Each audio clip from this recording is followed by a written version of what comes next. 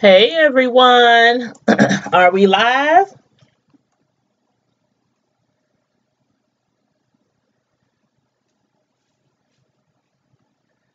Let me turn down all my sounds. Welcome, welcome, welcome. Please come in. Please come on in and join this good old review for Insecure. The title of the episode was Ready Like. And again, I love how they make the titles of their shows like Ready Like, High Like, some like.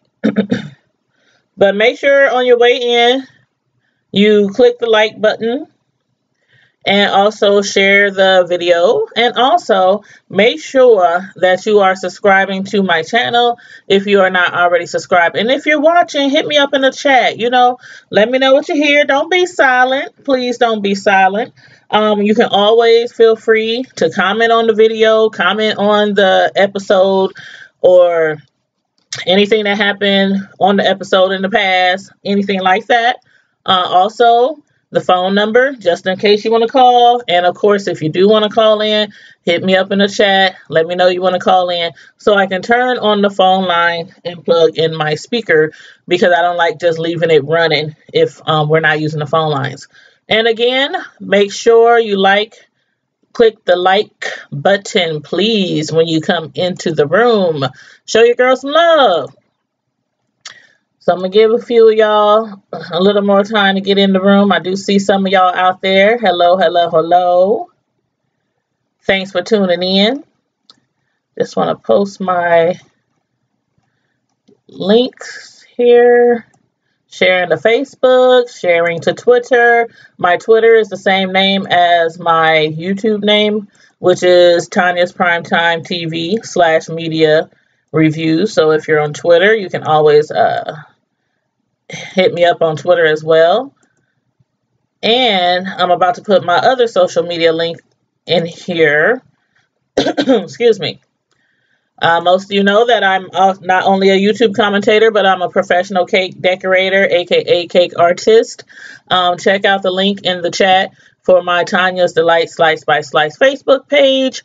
Go over there, check out some of my work. And also, if you are in the Omaha area, you know that if you subscribe to this channel and like my Facebook page every month on the 1st, all you have to do is inbox me a number 1 through 100, and whoever is the closest always wins a free cake every month, every month, every month.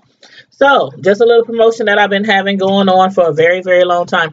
Also, those of you who are on Facebook as well, I do have a Facebook group, and it's called Primetime TV Drama of Color. That is a closed group. If you want to join, you can click on the group name, look the name up, I'm sorry, not Tanya's. It's Primetime TV. Hold up. I'm looking at it right now. I can never remember the name. I have too many social sites. Primetime Drama TV of Color, Media and Celebrity News. So look that up on Facebook. Primetime Drama TV of Color, Media and Celebrity News. You can click request to join that group. In that group is kind of like the YouTube, where we discuss TV shows, celebrity news, trending news, things like that. And also people in there make suggestions, of shows that they think that we might like or should start watching. So now that I got that out the way, again, hello to everybody. Come in, take a seat so we can get ready for this good old review. Excuse me. And this is season 3, episode 6. And again, the title of the episode was Ready Like. Now, if you remember on the last episode, after they at least one of them had a traumatic experience at Coachella concert. That was Kelly, by the way, the one who got zapped by the security guard when they were getting put out the Coachella and, couldn't see Beyonce. After that, they was a little bit thirsty in the morning, and Issa decided to go with Tiffany to the store, and they ended up at 7-Eleven, and there they ran into Chad, and then Chad was like, hey, come over here, look who I ran into, and guess who it was? It was Lawrence. So that's where they ended off, and they were just looking at each other like, oh crap, What you doing here? But anyway, so now back in the present on the last episode the other night, it started up with them still at 7-Eleven, and Issa was like, "Hey, how you doing? What you been up to?" And then immediately they start showing flashbacks of Lawrence, and I'm like, "Oh dang!" They showing him, yeah, he's working out a lot and he's working a lot, and then he's like wilding out a lot, sleeping with all kind of different kind of women's. I mean, at one point they had like 4 or 5 naked women up in the room, and I think that was Chad with him. I don't know if they were at the hotel or what, but I mean, booties was bouncing everywhere and everybody having sex and whatnot. And then it shows him going to the clinic because after messing around with all them ladies, he must have contacted an STD, and it was chlamydia. And I'm just thinking, boy, you know what? What happened? I mean, I know they broke up, but I mean, what do you have to go through? What She must meant a lot to him, because he basically broke down, started sleeping with everybody. I mean, just going out of control. And I'm like, dang, Issa. She must have been putting it on him real good, because after he broke with her, he just did not know what to do and was just raw dogging all these different women and partying it up and everything. But you know what? He tells her, oh, nothing much. I haven't been up to nothing much. But then the scene then moves to Issa. She's down at the bank and she's explaining to the employee there how she wants to, give back to her community, support her community, and, have a fundraiser in her neighborhood, and how she's going to invite like local artists, local talents, local vendors and everything. And then the lady was like, well, you know what? If I were you, I'm saying this in the nicest kind of way, but if I were you, I would stop. And Issa's like, what you mean stop? And she's like, you know what? You know how these things in our, Inglewood, you know how these things are in our community. They don't work out too well, or they end up, ghetto and, lots of problems and probably police and people fighting, all kind of stuff like that. And I'm like, you know what? That is exactly why a lot of people who are inspired to give back to their community and have things like that for their community end up not servicing the community at all, because of a lot of naysayers and people who don't support you or, have your back. And then when she started speaking Spanish on Issa, I was like, hold up. No, she didn't just start speaking Spanish to her. Like, I don't speak Spanish. She was just going off, and Issa was like, you know what? I don't know what you said, but God knows what you said. And I'm like, this chick is rude. And I'm like, you know how it feels, ladies, when y'all at the nail salon, the nail salons, and you're getting your nails and your feet done and everything, and then like all of a sudden one of the workers will look over and they'll just start speaking their Asian language or whatever. And you're like, hold up. I didn't actually been to one before. And this lady was like, customer black like me. Excuse me, but can y'all not talk to us like that in front of us? Because we have no idea what you're saying. Y'all could be talking about us, whatever. Of course, half the salon workers had no clue what she was saying because they didn't even speak the English. But anyway, I know how that feels when somebody just go into their language, on you, and you're like, what is you saying? Is you talking smack? Just say it in English, please. But then I'm like, you know what? She didn't make her feel any better with that. And then she finds out that, she wanted to do it like 3 months, have the fundraiser in like 3 months, and then she dampens her spirit a little more by saying, you know what, it's not happening. Maybe next year, because you need permits, you need licenses, you need, you got to buy alcohol, you got to get food, you got to get, all these other things that she has to do, which will take time. So again, she reminds me of one of those people who do not need to be working anywhere really close, interacting with the public.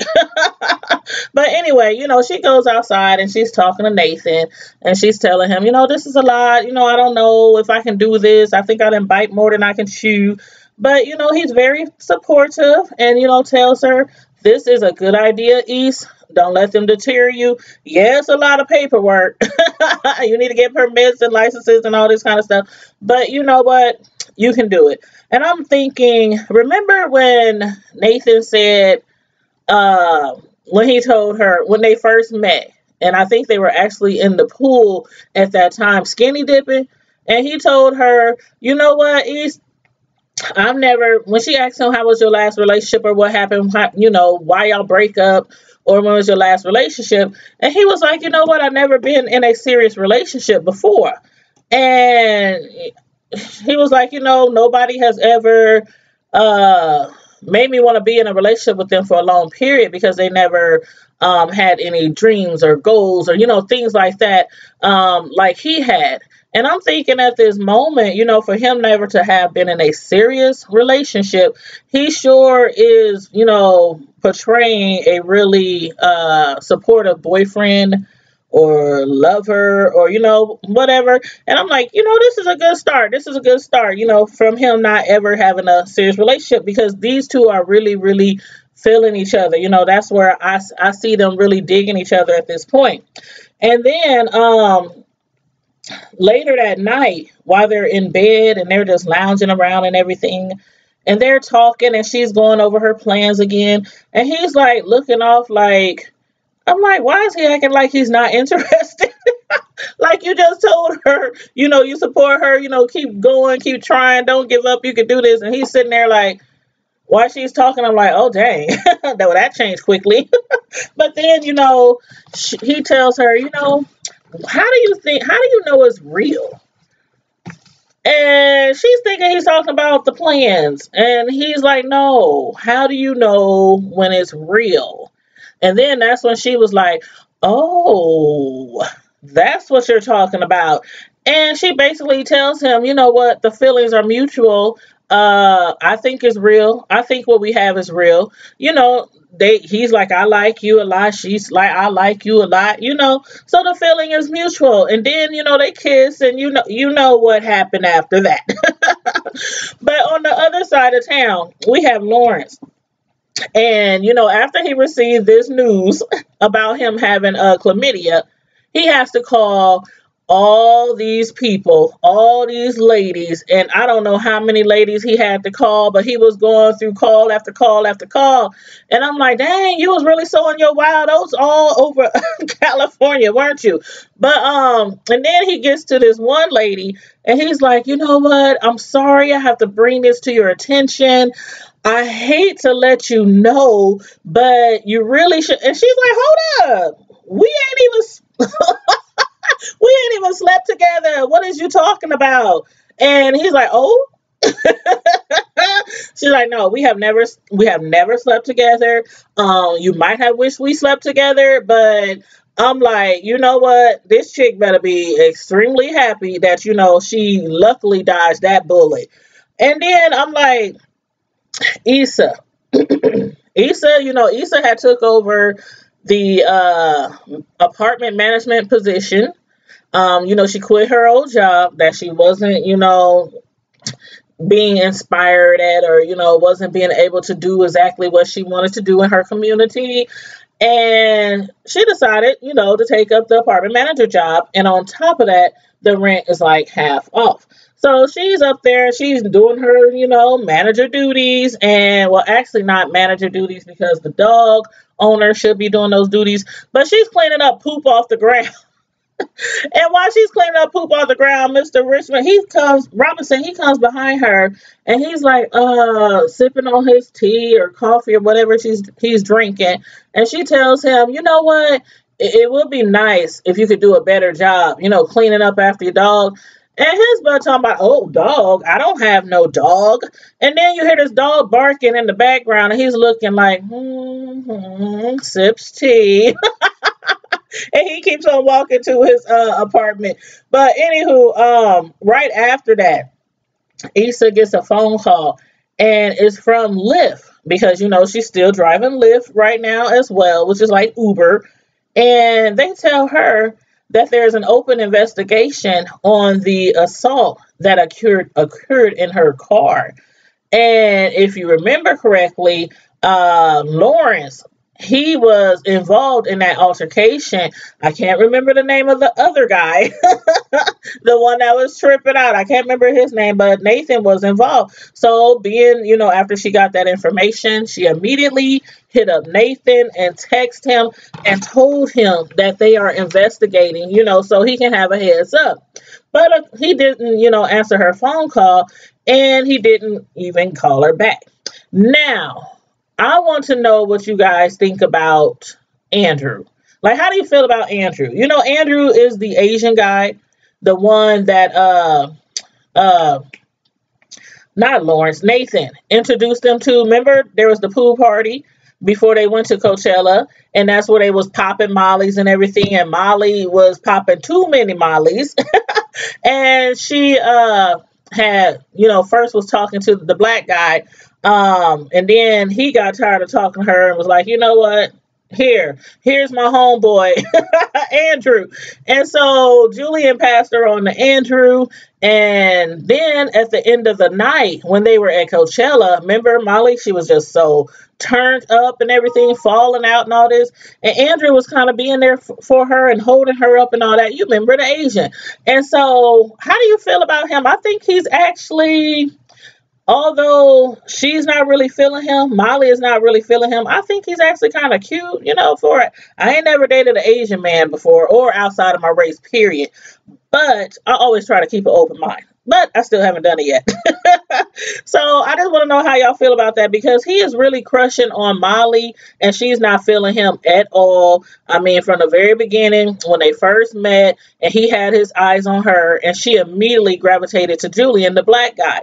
And so he had came to her office because she had left her jacket at Coachella and he was dropping her jacket off. And she made sure to make sure he did not come up in her offices, and she met him outside and tried to hurry up and, get away from him. Thank you. You didn't have to do that. Thank you for my coat, whatever. And, before she gets to scurry off, he's like, have you ever eaten at such and such or been to such and such? She says no. And he asks her out on a date. Basically, I want to take you there. Would you like to go out? She quickly tells him, I'm sorry, that's not possible. I have a lot of work on my plate right now. I have a huge workload, just like she did when she managed to go to Coachella. But she still went to Coachella. But in this situation, she don't have time to go out with him. And I'm like, oh, he's cute though. I'm like, he seems like a good guy and everything, but he's not black, or should I say dark enough. So therefore, she's not interested. And then, she tells him, later that evening when Kelly and Issa are, talking about their relationships and everything, they're trying to set her up, with him. And I'm like, Issa, she's dating Nathan, Julian. Did y'all catch that? When Kelly was like, you know what? I hope you're not messing around with the black one, because I've been messing with him. We've been getting it on, over and over and over again, basically, since they came back from Coachella. And I didn't even see a connection between them two when they were at Coachella. So I don't know, maybe I missed something, but I didn't see any connection there. Only thing I remember is Kelly getting struck down by lightning by the security guard when he tased her, and she done pissed her pants and was rolling around on the ground. That's all I remember. I don't remember her and Julian hooking up at all. But anyway, I guess they're together now. And Kelly, after she made it very clear that she's with Julian, don't go that route.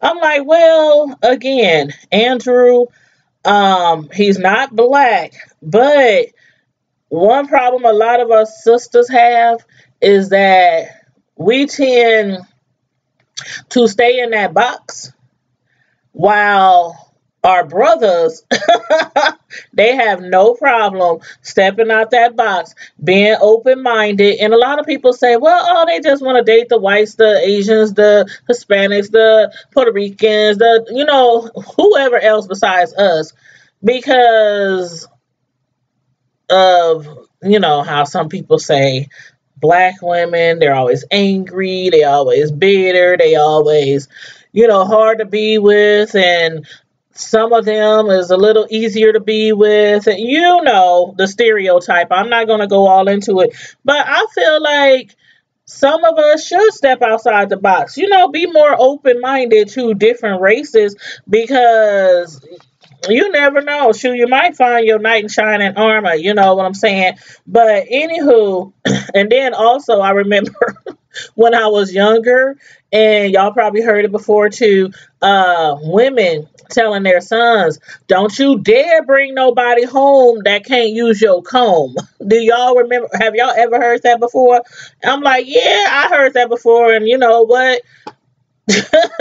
My brothers, they dated Indian, white, Mexican. They dated every color of the rainbow. But then me, I still haven't, and it's not like I just purposely, I'm not going to step out the box. I just haven't found anybody, outside of my race that I thought was intriguing enough to give a chance. But anywho, always keep an open mind because you might find somebody that you really, really, really um, is made for, and they're made for you.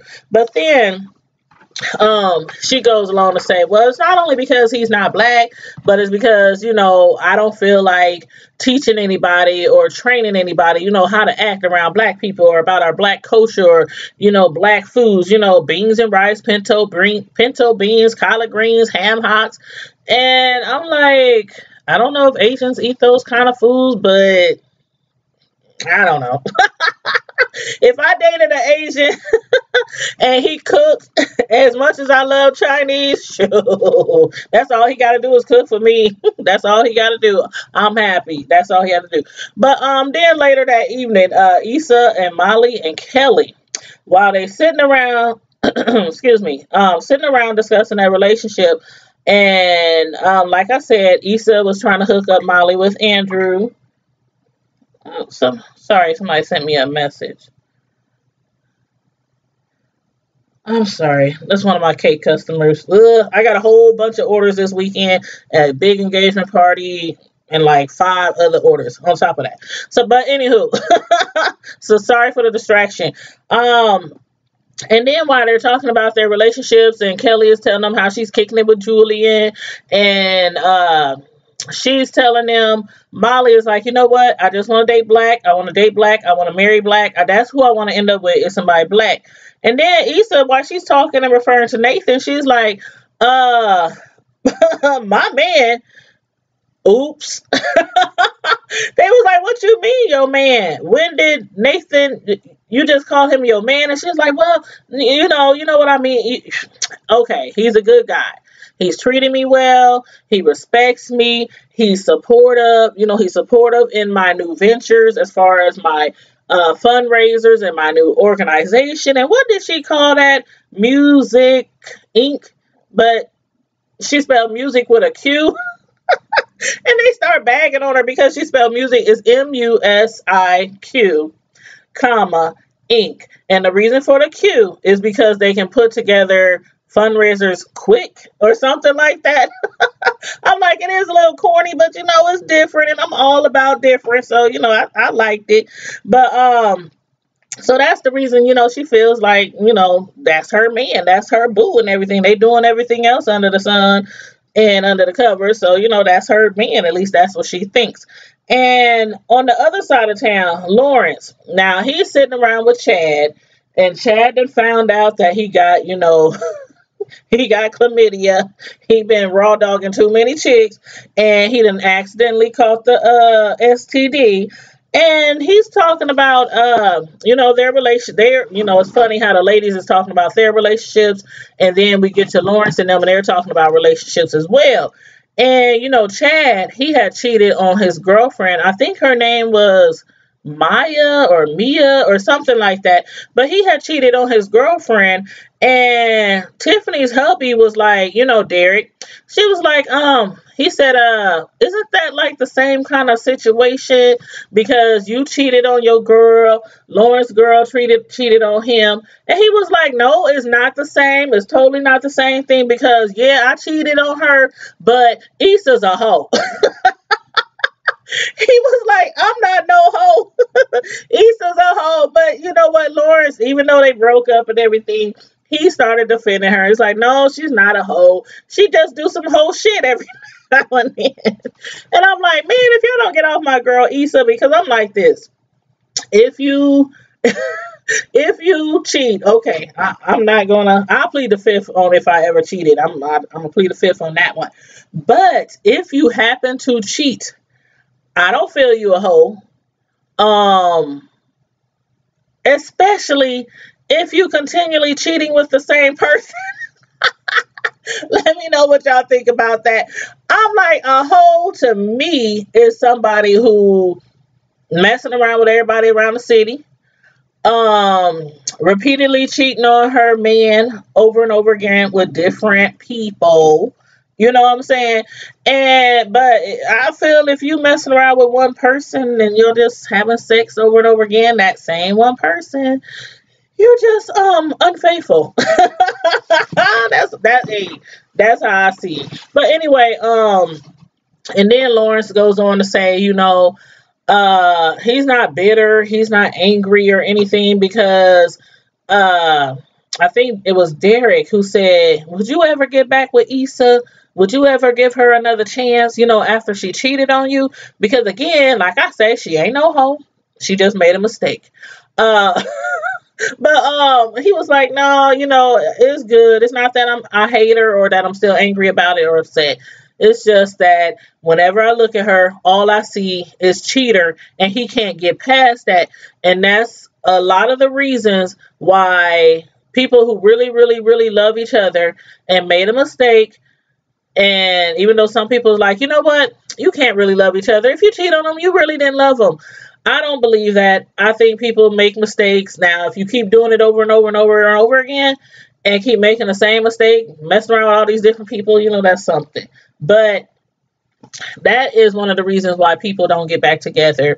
And I think a lot of relationships can survive after cheating. That's just how I believe. Y'all let me know how y'all feel about that, if a relationship can survive after cheating. But then, Lawrence, that's his reason, why he claims that he would never take Issa back.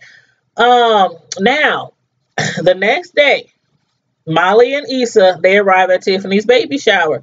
And I like the gift they brought because I'm a cake decorator. So when I saw the the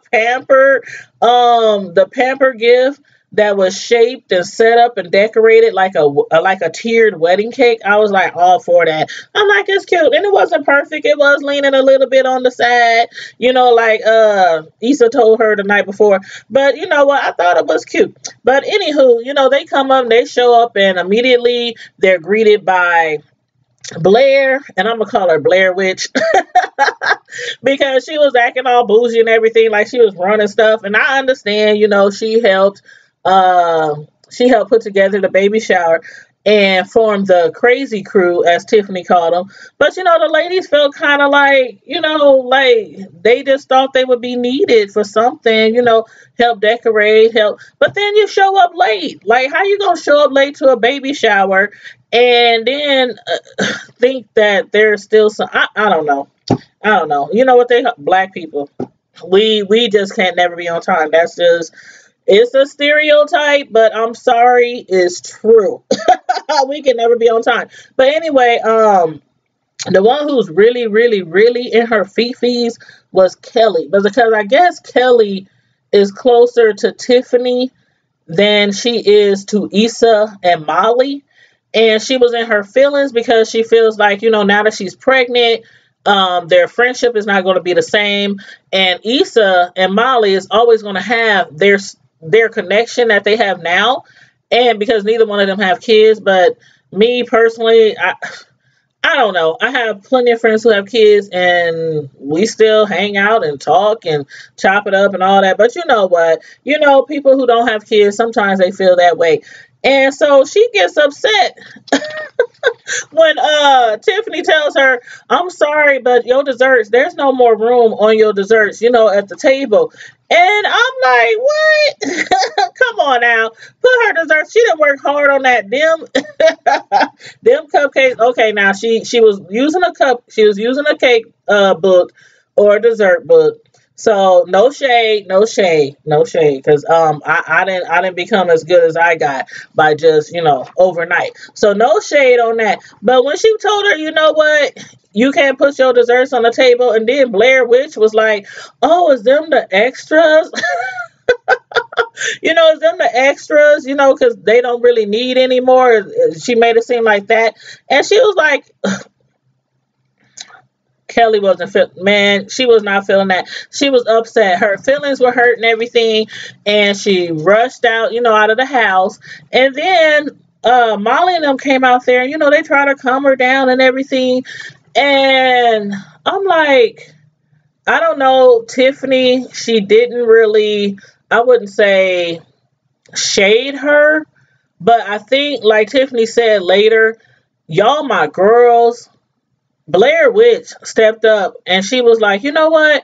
I would love to help you put together your party. And then on top of that, she already had kids. So Tiffany felt like, well, you know what? My girls, they didn't come to me and be like, you know what? Can we help you with anything? Can we help you decorate? Can we help you pick games, cook or anything like that? So they didn't help her do anything like that. And so I kind of understand where Tiffany was coming from. You know what? Y'all still my girls, but y'all didn't ask to help. But then they was like, you know what? You wouldn't have wanted us to help anyway. She was like, but it's okay. Y'all could have fake helped. It's just a thought. That's all she was saying. It's just a thought. Like they didn't even think about helping out. And then once they get there, they want to have attitudes and get upset because Blair Witch got everything under control already. So now, Lawrence, I guess I was still kind of surprised that Lawrence showed up because it's like Lawrence, we don't know where he's been. We know what he been doing, but we didn't know where he had been. I didn't even expect Lawrence to show back up, at least not this season, but he showed up anyway. I mean, they ran into each other at 7-Eleven, then they're running to each other again at the party. And Lawrence and Issa's up there talking, and she's explaining to him, she not lost her job, but she quit her job. And, she's giving him the rundown on what she's planning to do, what her goals are and everything. And he offers his help because she has to deal with all these permits and all these licenses and all that. So he offers his help. And I'm thinking, is she going to take this help? Because I just don't. I don't know. It seemed like there's still something there between them. Y'all let me know if y'all feel the same way. But it does seem like there's something there still between them. Like Lawrence was like, you know what? Issa, she's acting different. She's not the same person. And sometimes that happens when you get dumped. When somebody breaks up with you, I mean, you realize your mistakes. And it seems like it does help your future relationships because you realize your mistakes and know basically you messed up. So, and then people who know how it is to be cheated on, they also knows how to go into a new relationship differently because they know signs to look for and things to not put up with. But so anywho, Lawrence is still, Nathan is still not returning Issa's calls. Issa is concerned. She's outside. Molly comes out there and she's like, what's up? They just making girl talk. And Issa explained to her, he hasn't called her or returned her text or anything in like 2 days or a day and a half. And I'm kind of like her, like, is everything okay? And then I start thinking maybe he's afraid that they might try to bring charges on him because he was involved in the assault, or he don't want to have anything to do with the investigation. And then the second thought was maybe he done got scared off because keep in mind, Nathan has said that he has never really been in a serious relationship. And just the other night, they were laying in bed expressing their feelings for each other, telling each other how much they like each other, and also telling each other that they think, well, at least Issa said that she thinks it's real. Nathan, on the flip side, asked her, how do you know it's real? So I don't know. Do y'all think he got scared off? Because when she was talking to later when the lady from Lyft called her again and told her, you know what? Don't worry about the investigation. It's already handled. We're closing the investigation. So, you have nothing to worry about. And she was like, well, what about Nathan? They was like, oh, we already talked to Nathan. He gave his statement. We already talked to him, and that's why we're closing the investigation. And she was like, what? You talked to Nathan? I've been trying to reach him for 2 days, and you talked to Nathan, and she just got that. She just got the phone call recently from them about the investigation, and they reached. So, and then I thought it was funny how Molly, she was like, you know what, let me call him, because you know how it is. I'm sure some of y'all done been out there before where somebody was trying to reach y'all and they couldn't because you're not answering the phone. And then they had somebody else reach y'all, and then you answer the phone, and they like, why you ain't answering my phone calls? And we do it to men too. We call the man. He's not answering his phone because for some reason he don't want to talk to us. We done argued or something like that. So we have our homegirl or somebody. Let me use your phone. Call him, and they answer the phone. And he's like, "Why you screening my calls?" So I don't know if he knew Molly's number and just was like, you know what, I'm not answering. That's Molly, or if he just. I don't know. I don't know what to think about this. They've been laying up together and kicking it at Coachella, skinny dipping, and all this kind of stuff. And now he don't want to return our phone calls. So your guess is as good as mine. But if y'all got anything to add to that, please feel free to put it in the chat. And then let's see here. Where we at? Oh yeah, this is what I wanted to talk about next. Tiffany. Okay, after Tiffany comes outside, when she had came outside and she had noticed that the ladies, were out there upset about whatever. Later during the party, like towards the end of the party, Issa and Molly, they were in the kitchen and it looked like they were cleaning up, washing dishes, taking care of stuff, so Tiffany wouldn't have to worry about it. They didn't help set up, didn't help cook, didn't help decorate or anything, but at least you can do is clean up afterwards. So they were in there cleaning up, and Tiffany comes in and they're like, you know what? She's like, where is Kelly? Kelly done stormed off, and Kelly done left because Kelly was pissed off. But they told her, Kelly, she mentioned something about work. So she left, because you know how Kelly is, about her coins and everything. So they lied to her and tell her that Kelly left because of work. But the real reason was because Kelly was, in her feelings and everything. And so then Tiffany tells Molly that what's his name? The guy that she was messing around. Okay, excuse me, the light-skinned guy. What was his name? I cannot remember his name, but he was the one who she had walked up to, and she was talking. I think his name was Dre. Yeah, I think his name was Dre.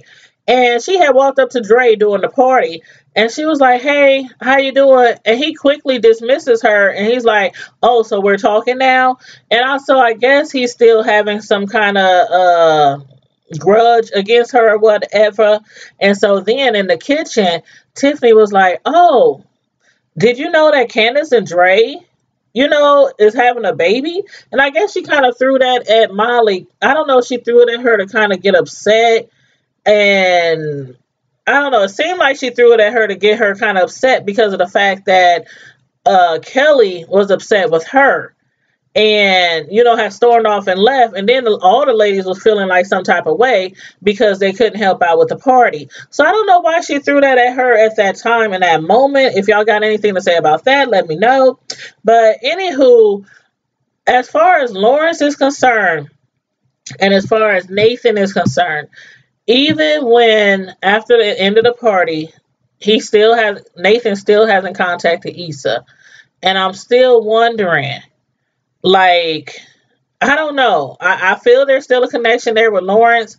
And I feel like this is what I think is going to happen. This is just me trying to read between the lines of the writers and stuff. But I think that Issa and Lawrence is going to hook up. I really do believe they're going to hook up.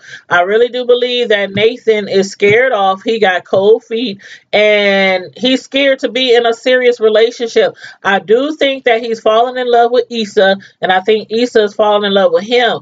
But sometimes when you be in a relationship like that and you want to move forward, but you're scared and you fall back, that's usually when somebody's like, you know what, I think we're going too slow. I think we're moving too fast. Let's slow this stuff down.